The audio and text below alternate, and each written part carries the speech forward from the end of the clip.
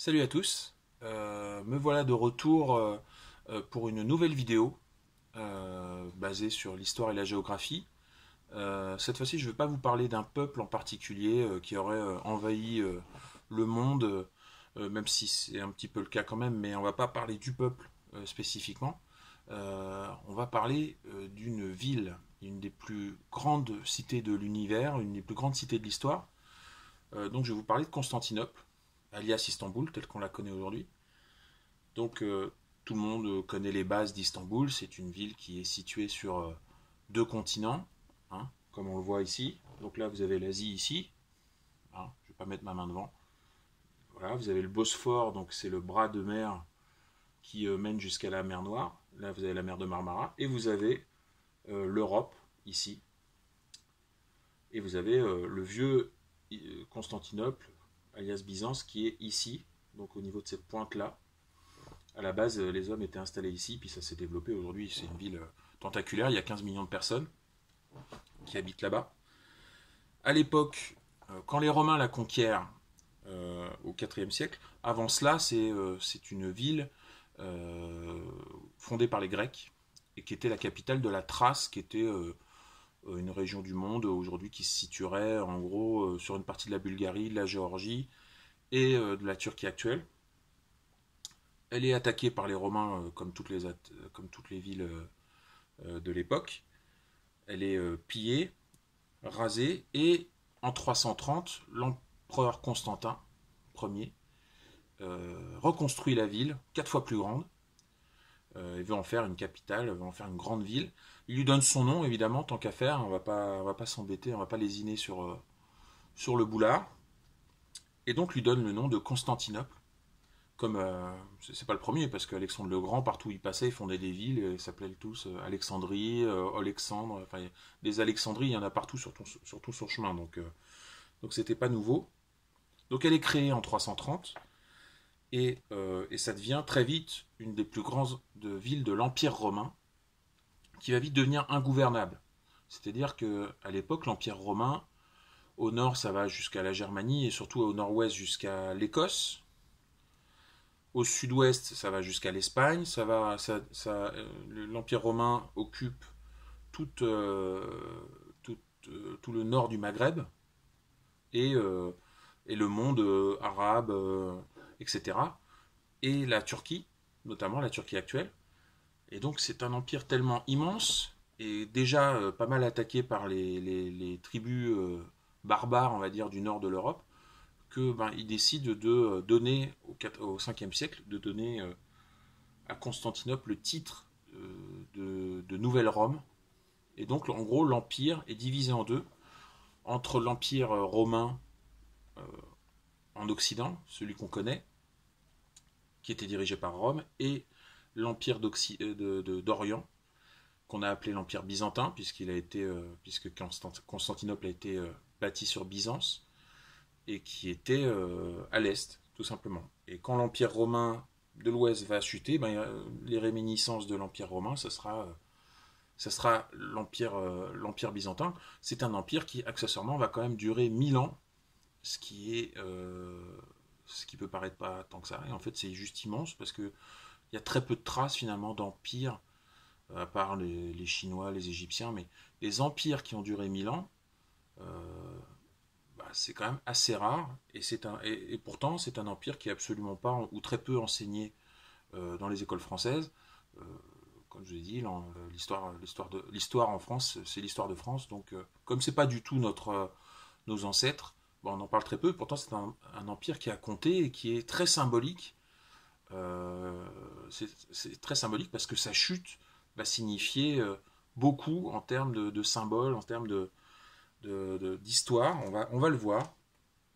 Donc en attendant, au IVe siècle, la ville est fondée. Il y a 80 000 habitants à ce moment-là, à son top. Euh, Elle prospère notamment parce qu'à l'époque, la ville est plus ou moins à l'abri des attaques des Germains, mais très vite, Attila se pointe sous les portes de Constantinople, alors qu'elle vient de subir un tremblement de terre. Les habitants parviennent quand même à défendre la ville, et Attila ne reviendra pas. la ville qui est rebâtie après une révolte au VIe siècle, qui est la ville qui est rasée et qui donc Justinien, Justinien qui était un empereur, l'empereur byzantin au VIe siècle, qui rebâtit la ville. Euh, Notamment Sainte-Sophie. Sainte-Sophie qui est un monument que je voudrais absolument visiter comme la ville. C'est une ancienne basilique, donc c'est une basilique qui est absolument magnifique. C'est une basilique qui est à la fois qui est devenue une mosquée et qui est donc à la fois influencée par l'art chrétien et l'art musulman, un peu comme les bâtiments en Espagne. Et donc c'est un exemple absolument fabuleux de ce que de ce que les mélanges de civilisations peuvent faire finalement. Voilà. Sainte-Sophie qui signifie sagesse de Dieu. Donc ça, je ramène ma science que je viens d'apprendre il y a 5 minutes sur Wikipédia.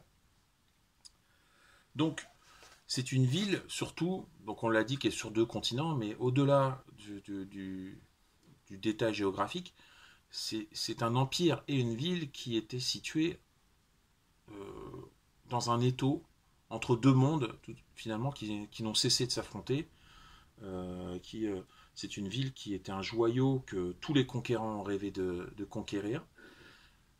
À l'ouest, par exemple, vous aviez des Mongols qui étaient descendus comme ça et qui arrivaient de l'ouest et qui ont cherché à conquérir la ville, qui s'appelaient des Avars. Donc il ne fallait pas trop leur demander de payer le restaurant, a priori. Et vous aviez aussi des Slaves qui ont cherché à conquérir la ville. Et à l'est, vous aviez le monde arabe qui s'est réveillé au 7e siècle lors de la création de l'islam et qui ont décidé de partir en conquête. Je rappelle qu'ils vont aller jusqu'en Espagne. Et à ce moment-là, évidemment, ils cherchent à conquérir Constantinople, qui est une ville richissime, une ville immense. Et donc, ils vont mener 2 sièges, un en 673 et un en 717-18.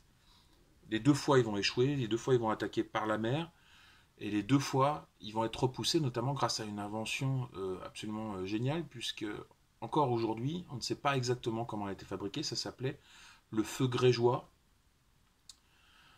Ceux qui ont regardé Game of Thrones doivent avoir une petite idée de ce que c'est, puisque ça a inspiré notamment plusieurs épisodes. C'est un feu tout simplement qui était produit, on ne sait comment, notamment peut-être par de la résine de pin, du soufre, de la poix, on ne sait pas trop. On sait que ça a même été un petit peu utilisé en Europe, mais pas beaucoup. Et c'était une création byzantine, c'était un feu qu'on jetait sur les navires ennemis, qui brûlait même sur l'eau et qui faisait des ravages parmi les navires. Et c'est grâce à ça que les Byzantins ont réussi à repousser plusieurs sièges arabes, et finalement les Arabes vont laisser tomber. Et donc la fin des attaques musulmanes vont donner le point de départ d'une faste période, une période de prospérité pour Constantinople et pour l'Empire byzantin, puisque Constantinople, par exemple, est un des points de chute à l'ouest de la route de la soie dont j'ai parlé il n'y a pas très longtemps. Et, donc c'est un réceptacle de toutes les connaissances asiatiques, chinoises, toutes les inventions, et la ville devient absolument richissime. Et cette prospérité va s'arrêter net suite à un événement dont l'Empire byzantin et Constantinople en particulier ne vont jamais se remettre. Et durant les 2-3 siècles pendant les siècles qui vont succéder, la ville va vivoter et va cesser de régresser. Donc au tout début du XIIIe siècle, donc 2 siècles avant la chute de la ville, Constantinople est attaquée en 1203 et en 1204 par les croisés, bizarrement. Les croisades, à la base, elles étaient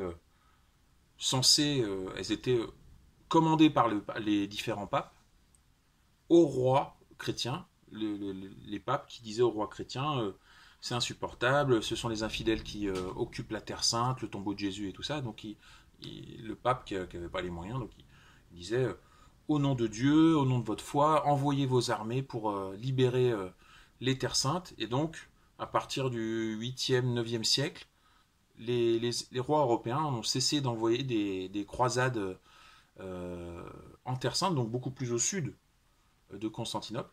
Mais en 1204, 1203-1204, ce qui s'est passé, c'est que les croisades les croisés ont demandé à Venise de leur fournir des bateaux. Venise, c'était une cité-État extrêmement puissante, à l'image de Gênes ou de Florence. Et Venise était notamment connue pour la qualité de sa marine. Et donc, en échange des bateaux que Venise pouvait leur fournir pour aller en Terre Sainte, Venise leur a demandé de l'argent. Les croisés n'ont pas pu leur fournir, ils n'avaient pas assez. Et donc, Venise, ils ont dit, bon, on est embêtés, qu'est-ce qu'on va faire? Et puis finalement, ils ont une idée remarquable. Ils leur ont dit, bah, vous voyez, ce que vous pouvez faire, amis croisés, c'est que vous pouvez faire un petit détour. Vous allez, y a un endroit où il y a beaucoup d'argent, Constantinople. Vous y allez, vous pillez la ville, et vous me payez avec l'argent récupéré à Constantinople, et comme ça on est quitte. Voilà, donc c'est ce que les croisés ont fait. Donc c'est du pillage pur et simple. Je rappelle que c'était une ville qui était chrétienne, même si c'était des chrétiens, mais des chrétiens orthodoxes, puisqu'il y avait une séparation, ce qu'on appelait le schisme, le grand schisme d'Orient, c'est-à-dire que à un moment, l'Ouest est demeuré chrétien, catholique, et l'Est est devenu plus orthodoxe. D'ailleurs, les chrétiens de l'Est de l'Europe, notamment en Grèce, en Russie, en Bulgarie, tout ça, on les appelle les orthodoxes, c'est pas un hasard, ça date d'un millénaire. Mais c'était quand même des chrétiens, hein, malgré tout. Et ils ont attaqué une ville chrétienne juste pour ramasser l'argent pour payer les bateaux à Venise, tout simplement. C'est pour ça qu'ils l'ont fait. Et donc ils ont attaqué la ville en 1203, 1204. Ils ont réussi à prendre la ville. C'est la première fois que la ville chutait, était conquise. Et ils ont pillé la ville. Et la ville s'est retrouvée en ruine complète. Ils l'ont pas rasée, mais en tout cas ils l'ont saccagée, ils l'ont pillée. Et l'empire s'est retrouvé complètement, fauché, quoi. En gros, grâce à ça. Par la suite, paradoxalement, l'Empire a dû demander de l'aide aux mêmes cités-États, notamment Venise, qui avait été à l'origine de leur malheur. Ils n'ont pas hésité à demander à ces cités-États-là de l'aide. Et du coup, ils ont été dépendants de ces cités-États-là au point que Gênes a établi une petite colonie ici, à Galata. Je vais essayer d'agrandir un petit peu la carte. Voilà, c'est pas comme ça qu'on fait. Bref, peu importe. On va fermer. Hein, c'est nul, on va pas. Donc, Galata, c'est, si vous voulez, donc Galata, c'est le quartier nord d'Istanbul, l'Istanbul historique. Donc au départ, Byzance, c'était ici, Constantinople s'est développé un peu au nord. Vous avez ici la Corne d'Or. La Corne d'Or, donc là vous avez le Bosphore, et vous avez la Corne d'Or ici. Donc c'est la fin d'un fleuve qui était tout simplement un port naturel pour Constantinople, qui était très précieux. Et donc ce qu'ils ont fait à ce moment-là, c'est qu'ils ont construit une immense chaîne qui bloquait l'entrée de la Corne d'Or, le passage, et c'était impossible pour des navires, c'est pour empêcher les invasions navales, c'était impossible de passer ici, là, vous voyez, juste ici, la chaîne, il y avait une chaîne, il y avait une immense tour qui était construite notamment du côté de Galata, donc au nord, et ça allait de l'autre côté comme ça, et la chaîne était accrochée à la tour, et ça allait jusqu'au sud, et c'était, vous imaginez, c'est extrêmement simple comme système, et c'est en même temps génial, hein, c'est du pur génie, et c'était tout simple, et ça a quasiment jamais failli comme technique. Et donc les Génois, comme ils finançaient l'Empire et la ville, donc ils se sont dit, on va carrément s'installer, donc ils ont fait une petite colonie ici à Galata, Galata qui a donné le nom au fameux club de foot que certains d'entre vous connaissent, Galatasaray. Voilà, donc pendant 2 siècles, la ville va vivoter. Alors, au départ, ça devient un empire latin suite à l'invasion des croisés, mais très vite, la ville est récupérée par les Byzantins, notamment par l'empire de Nicée, qui était une réminiscence de l'empire byzantin suite à la conquête. La dynastie des paléologues s'installe jusqu'à la chute de la ville, mais la ville n'arrivera jamais vraiment à retrouver son faste d'antan.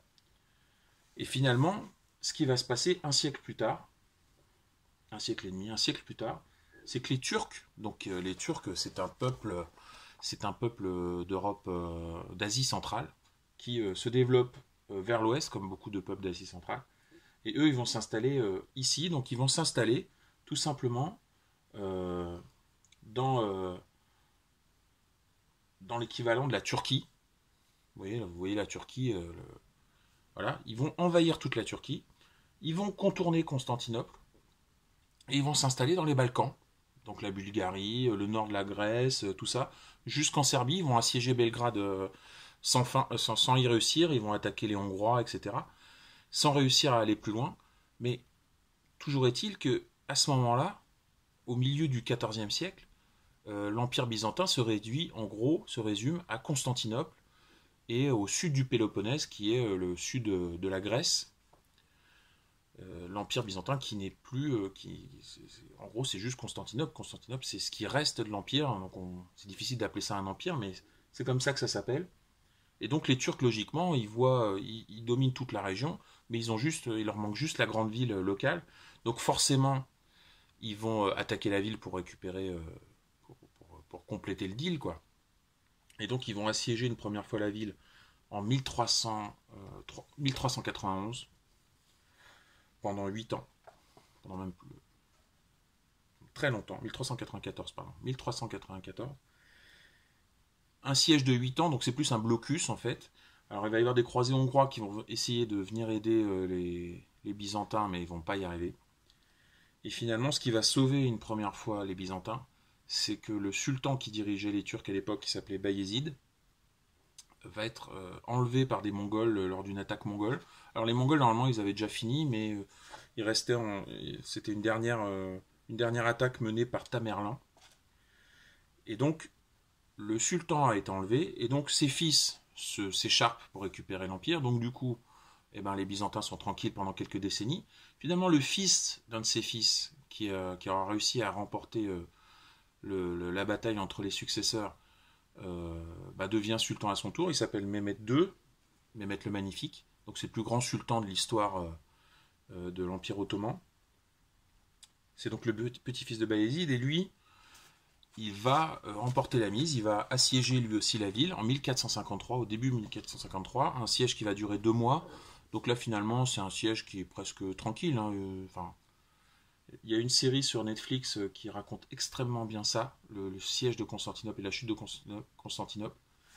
Ce qu'on peut voir notamment dans cette série et qui est assez réaliste, c'est par exemple les canons immenses qui sont utilisés par les, par les Ottomans pour attaquer la ville, pour bombarder les murs de la ville.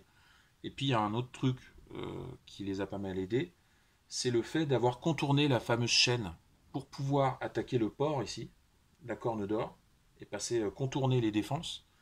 Ils sont passés par terre ici, en portant les bateaux. Ils ont porté les bateaux à travers la forêt, à travers les... Comme ça ici, il y avait Galata, ils sont passés derrière Galata, ils ont évité les Génois qui étaient installés à cet endroit-là. Ils ont porté des bateaux, ils sont allés de l'autre côté, ils se retrouvent dans la Corne d'Or, ils ont pu attaquer la Corne d'Or.